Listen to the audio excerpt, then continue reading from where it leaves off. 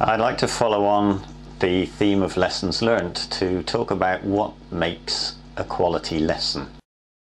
One of the things that devalues the whole lessons learned approach is garbage in, garbage out. And if you look through lessons learned databases, sometimes they contain a lot of garbage. Sometimes they contain lessons that are motherhoods, that are woolly lessons, that teach you nothing, that are obvious things, don't run with scissors.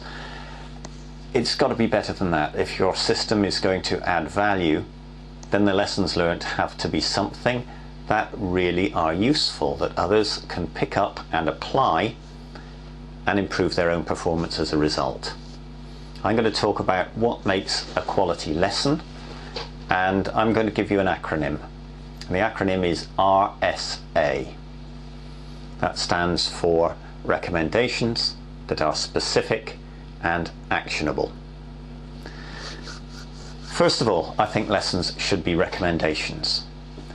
They should tell the reader what they should do.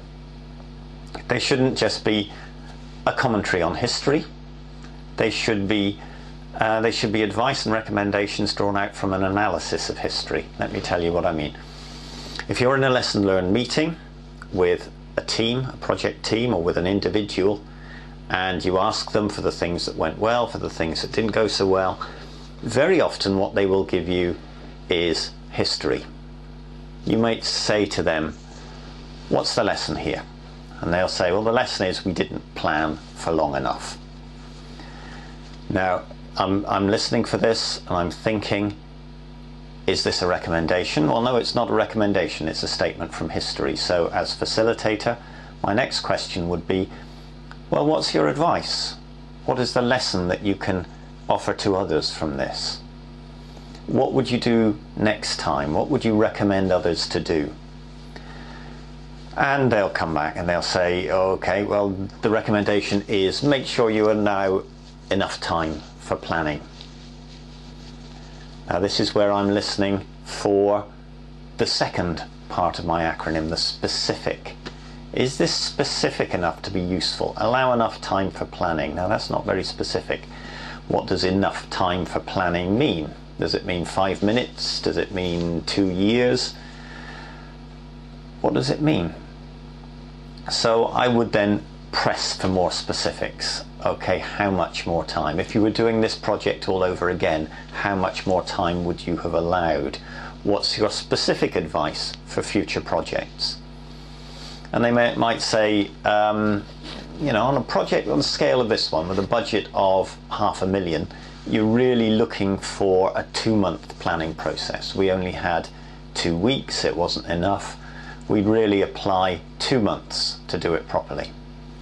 Now we're getting to something quite useful. The recommendation is, for a $500,000 budget project, allow 2 months for planning. But where's the action? At the moment, this is a recommendation. It could sit in a lessons learned database, and provided somebody found it and looked for it and found it and read it, then they might follow the recommendation. But how can we actually embed this recommendation into process? So I would say to the people in the room, what action can we take to make sure that people in future do allow 2 months for planning? Let's put it in the project guidelines, for example.